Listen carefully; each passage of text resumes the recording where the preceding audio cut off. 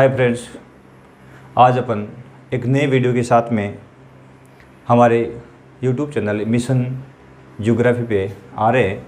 और वो आज का जो महत्वपूर्ण बिंदु है वो है भारत का सामान्य परिचय। भारत की सामान्य जानकारी अपन इसमें हासिल करेंगे।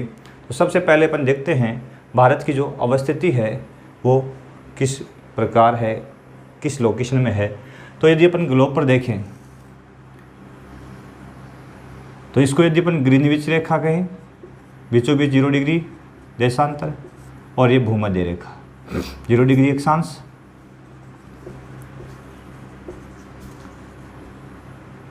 ये 23.5 फीट कर्क रेखा जो भारत को लगभग 2 भागों में बांटती है।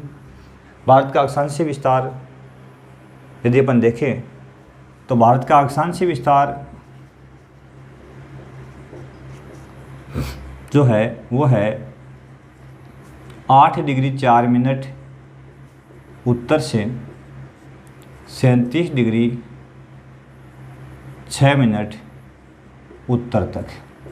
इसका मतलब भारत किस गोलार्ध में चला गया, यानी उत्तर से शुरू होता है 8 डिग्री 4 मिनट से 37 डिग्री 6 मिनट उत्तर तक है। इसका मतलब ये उत्तरी गोलार्ध में, इस भाग में। दूसरा, इसका अपन देशांतरी विस्तार देखें तो देशांतर भारत का जो है वो है 68 डिग्री 7 मिनट से पूर्व से 97 डिग्री 25 मिनट पूर्व तक। अब दूसरी ओर देशांतर की ओर से देखें तो 68 डिग्री 7 मिनट पूर्व से शुरू होता है और 97 डिग्री 25 मिनट पूर्व तक इसका देशांतर विस्तार। इसका मतलब किस गोलार्ध में आ गया, ये पूर्वी भाग, पूर्वी गोलार्ध में आ गया, इस भाग में आ गया। तो इसकी जो लोकेशन देखें तो जो कर्क रेखा है भारत को लगभग 2 भागों में बांटती है, लगभग 2 भागों में बांटती है। कर्क रेखा 23.5 डिग्री जो है वो भारत के लगभग मध्य से होकर के गुजरती है, इसको लगभग 2 भागों में बांटती है। तो भारत की जो ग्लोब परिस्थिति है वो यहाँ हो जाती है इस प्रकार से यहाँ। तो ये जो जगह है वो ग्लोब पर हो गई अपनी उत्तर पूर्व। तो भारत की जो स्थिति ग्लोब पर कहाँ है, उत्तर पूर्व में, अर्थात उत्तर पूर्वी जो गोलार्ध है उसमें भारत की अवस्थिति है। अक्षांशीय विस्तार, इसका जो दक्षिण छोर है वो कन्याकुमारी, यहाँ पे तमिलनाडु के अंदर है कन्याकुमारी, ये इसका दक्षिणतम छोर है। और ये इसका उत्तर छोर जम्मू और कश्मीर में है, सियाचिन, ये इसका उत्तरी छोर है। पूर्व में अपन देखते हैं गुजरात के अंदर जो कच्छ का रण है, यहाँ से ये शुरू होता है 68 डिग्री 7 मिनट से, और पश्चिम में गुजरात के में 68 डिग्री 7 मिनट पूर्व से ये शुरू होता है। और इसका जो पूर्वी छोर है वो है अरुणाचल प्रदेश में 97 डिग्री 25 मिनट पर। तो इस प्रकार से ये भारत का अक्षांशीय विस्तार है। अब अपन देखते हैं कि भारत का जो एरिया है, क्षेत्रफल है, कुल कितना है, तो वो है 32,87,263 वर्ग किलोमीटर। 32,87,263 वर्ग किलोमीटर क्षेत्र में ये फैला हुआ है। इसकी यदि अपन उत्तर से दक्षिण की ओर यदि इसकी लंबाई देखें तो वो है उत्तर से दक्षिण की ओर 3214 किलोमीटर, यानी ये उत्तर से दक्षिण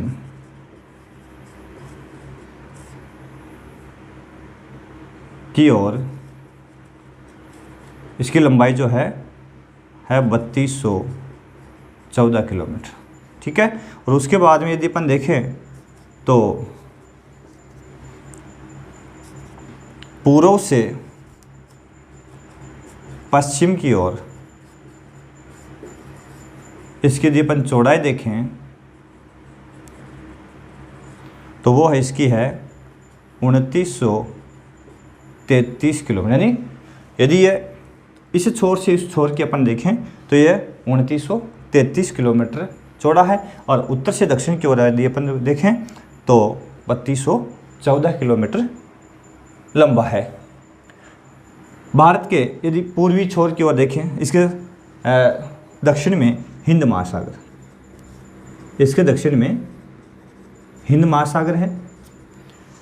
इसका जो पूर्वी भाग है, इसमें जो जलीय क्षेत्र है वो है बंगाल की खाड़ी, बंगाल की खाड़ी। और इसका जो पश्चिमी भाग में जो जलीय क्षेत्र है उसको बोलते हैं अरब सागर। ये इसका पास में जो प्रायद्वीपीय भारत है उसके पूर्व में बंगाल की खाड़ी, और उसके पश्चिम में अरब सागर, और उसके दक्षिण में हिंद महासागर अवस्थित है। ये इसकी इस पश्चिम से पूर्व की ओर अपन ने चौड़ाई है वो 2933 किलोमीटर। यहाँ पर मैं नोट कर देता हूँ, मेमोराइज रहे, तो 2933 किलोमीटर। अब अपन देखते हैं कि जो हमारा भारत है उसको उसके पड़ोस में कौन कौन से देश है। तो उसके पड़ोस में यदि अपन देशों की बात करें तो इसके उत्तरी छोर पे जो है वो है अफगानिस्तान। यहाँ इसकी सीमा लगती है जे.एंड.के में अफगानिस्तान से। फिर इस साइड में यदि अपन देखें तो यहाँ इसकी सीमा लगती है चीन से। फिर यहाँ अपन देखें तो इसका पड़ोसी देश है नेपाल। यहाँ पे देखें तो यहाँ इसका पड़ोसी देश है म्यांमार, जो पूर्व में बर्मा कहलाता था। यहाँ पे देखें तो बांग्लादेश इसका पड़ोसी देश है। और यहाँ अपन देखें तो यहाँ पे पाकिस्तान, ये अपना जैसे कहे कि दुर्विरोधी है, बार बार हमें इसको सबक सिखाना ही पड़ता है। और दक्षिण में देखें तो पाक जल संधि से जुड़ा हुआ अंडाकार आकृति में श्रीलंका, ये अपने पड़ोसी देश है। अब इन पड़ोसी देशों के साथ में यदि अपन देखें कि सबसे बड़ी सीमा किसकी लगती है, तो पड़ोसी देशों की जो सीमा भारत के साथ में लगती है, तो सबसे बड़ी जो सीमा लगती है वो है पड़ोसी देशों से लगने वाली सीमा। तो सबसे बांग्लादेश सबसे लंबी सीमा, सबसे लंबी कहे या बड़ी सीमा भारत के साथ किसकी लगती है, बांग्लादेश की। कितनी लगती है, 4096 किलोमीटर, यानी सबसे बड़ी सीमा है वो लगती है बांग्लादेश की 4096 किलोमीटर। उसके बाद में यदि देखें कि न्यूनतम सबसे कम भारत के साथ में सबसे कम जो सीमा है किस देश की लगती है, सीमा अफ़गानिस्तान की लगती है। किसकी लगती है, अफ़गानिस्तान की। और वो कितनी लगती है, 80 किलोमीटर। तो न्यूनतम तो है अफ़गानिस्तान की 80 किलोमीटर और अधिकतम है बांग्लादेश की 4096 किलोमीटर। इसके अलावा अपन देखें तो हम देख रहे हैं कि सबसे बड़ी सीमा भारत के साथ में बांग्लादेश की लगती है, छोटी अफ़गानिस्तान की लगती है। अब अगले बिंदु पे अपन चलते हैं।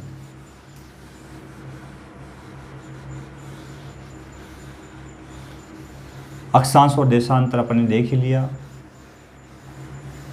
भारत का विस्तार अक्षांश और देशांतर की ओर से यदि देखें तो लगभग पूर्व से पश्चिम की ओर लगभग 30 डिग्री का विस्तार है भारत का। 29 पॉइंट कुछ आता है, लगभग 30 डिग्री का। और उसको समय में देखें, इससे पहले वीडियो में अपन देखा होगा कि जो 30 डिग्री का विस्तार है वो लगभग कितने का है, 2 घंटे का अंतराल लिए हुए हैं।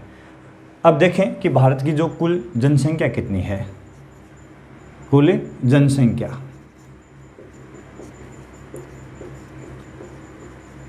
तो 2011 की जनगणना के अनुसार 2011 की जनगणना के अनुसार जो भारत की कुल जनसंख्या है वो 101 अरब 21 करोड़ 1 लाख 95,000, 1,95,000 ये फिगर है। 1,21,21,00,000, 1,95,000 ये फिगर है इसका। कुल जनसंख्या 2011 के अनुसार। और एक अनुमान है, एक अनुमान के अनुसार कि अपनी जो जनसंख्या 2025 में है वो लगभग 135 करोड़ हो जाएगी। ऐसा अनुमान भी आता है कि जनसंख्या है वो काफ़ी तीव्र गति से बढ़ रही है, तो काफ़ी ज़्यादा बढ़ जाएगी।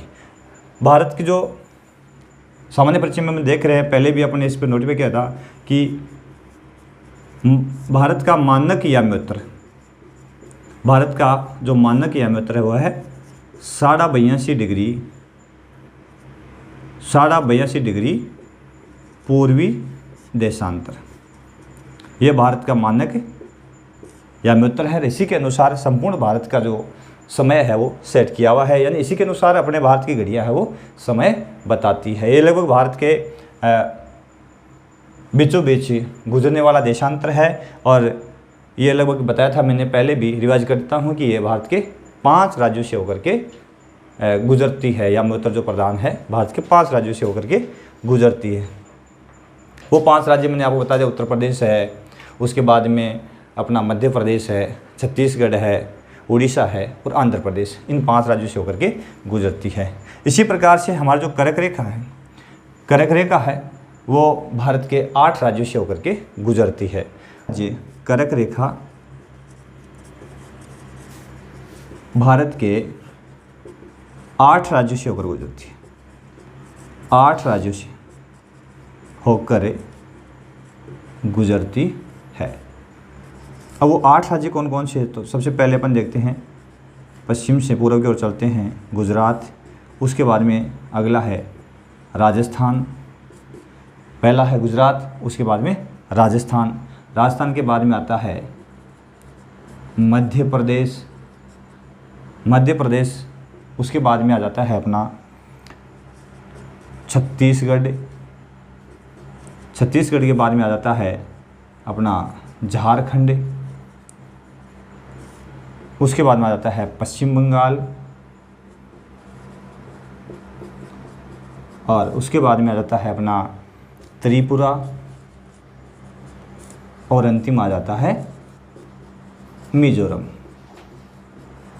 इस प्रकार से जो कर्क रेखा है भारत के 8 राज्यों से होकर के गुजरती है। समझ रहे बात को, ये महत्वपूर्ण बिंदु है। भारत के किन राज्यों से होकर कर्क रेखा गुजरती है, पूछा भी गया, प्रश्न पूछ भी सकते हैं आने वाली अपने जैसे सामान्य परिचय में। तो जैसे रीट है, पटवार है, ये क्वेश्चन बार बार पूछा जाता है। तो 8 राज्य मेमोराइज कर लेना है। गुजरात है, राजस्थान है, मध्य प्रदेश है, उसके बाद में अपना छत्तीसगढ़ है, झारखंड है, पश्चिम बंगाल है, त्रिपुरा है और मिजोरम है। इन 8 राज्यों से होकर के ये गुजरती है। अब देखते हैं भारत की स्थलीय और तटीय सीमा। तो इस साइड में मैं लिख देता हूँ, ये जो भाग है भारत का ही प्रमुख भौतिक प्रदेश है अंडमान निकोबार, अंडमान निकोबार द्वीप समूह, ठीक है ना। तो ये भारत का ही भाग है और यहाँ पर एक द्वीप समूह है, उसके बाद थोड़ा सा मैं बीच में आपको उल्लेख कर दूँ, लक्षद्वीप, ठीक है। तो ये भारत के प्रमुख भौतिक भाग है। तो यहाँ मैं लिख देता हूँ अगला कि भारत की स्थलीय सीमा, भारत की स्थलीय सीमा वो है 15,200 किलोमीटर लंबी, 15,200 किलोमीटर लंबी भारत की स्थलीय सीमा। समझ गए, भारत की स्थलीय सीमा 15,200 किलोमीटर लंबी है। और दूसरी ओर अपन तटीय सीमा की बात करें, भारत की तटीय सीमा, तो तटीय सीमा जो है वो भारत की जो मुख्य भूमि है, मुख्य भूमि, इससे तो लगती है 6100 किलोमीटर, और द्वीप समूह है, द्वीप समूह इनसे लगती है 16.6। तो टोटल जो भारत की सीमा हो जाती है 7,516.6 किलोमीटर, ठीक है। तो भारत की तटीय सीमा कुल लंबाई है उसकी, मुख्य भूमि की है 6100 और द्वीप समूह है उसकी है 1416.6 किलोमीटर और जो टोटल है वो 7516.6। तो यहाँ एक प्रश्न बनता है जो है वो है कि भारत की जो तटीय सीमा है सबसे बड़ा तट किस राज्य का है ना? तो किस राज्य का है सबसे बड़ा तट? तो सबसे बड़ी तटीय, बड़ी कहें चाहे लंबी कहें, तटीय सीमा वाला राज्य कौन है? गुजरात। सबसे बड़ी तटीय सीमा वाला राज्य कौन है? गुजरात। और इस कुल तट की जो लंबाई है वो है 1214.7 किलोमीटर। यदि इसको अपन लगभग लिखें तो 1215 कई जगह उल्लेख आता है तो भी ये भी सही है और ये 1214.7 किलोमीटर इसकी लंबाई है। समझ रहे हो बात को? थोड़ा सा गौर कीजिएगा कि सबसे लंबी, ये प्रश्न आया हुआ है, पूछा गया था पीछे कंपटीशन एग्जाम में कि भारत के किस राज्य की तटीय सीमा सबसे बड़ी है? तो महत्वपूर्ण है। तो सबसे बड़ी तटीय सीमा जो है वो गुजरात राज्य की है 1214.7 किलोमीटर। यदि ये 1215 किलोमीटर आती है तो भी सही माना जाएगा। सबसे छोटी या कम तटीय सीमा किस राज्य की है? तो यहाँ पे आ जाता है अपना गोवा राज्य और इसकी जो तटीय सीमा है वो है 101 किलोमीटर। कितनी है? 101 किलोमीटर। तो गोवा की सबसे छोटी तटीय सीमा है और 101 किलोमीटर और गुजरात की सबसे बड़ी तटीय सीमा है। तो इस प्रकार से ये अपने होगी तट की बात। अब यदि अपन देखें तो भारत को जो प्रधान भारत की भूमि है उसको कितने भौतिक भागों में बांटा गया है, वो बात अपन अगले टॉपिक में करेंगे। उससे पूर्व अपन बात करते हैं भारत में कितने राज्य है और कितने केंद्र शासित प्रदेश है, वो देख लेते हैं पहले। भारत में राज्य और केंद्र शासित प्रदेश। तो भारत में यदि वर्तमान में अपन देखें तो वर्तमान में 28 राज्य है और अपन ने देखा है कि जो 29वां राज्य बना था तेलंगाना, तो तेलंगाना के बाद में 29 राज्य हो गए थे, लेकिन हाल ही में अपन ने देखा है कि जो जम्मू कश्मीर राज्य है, जम्मू कश्मीर को है वो तोड़ दिया गया है और उसको 2 केंद्र शासित प्रदेशों में डिस्ट्रीब्यूट कर दिया गया है, डिवाइड कर दिया गया है। तो कितने बचाते हैं? 28 राज्य। केंद्र शासित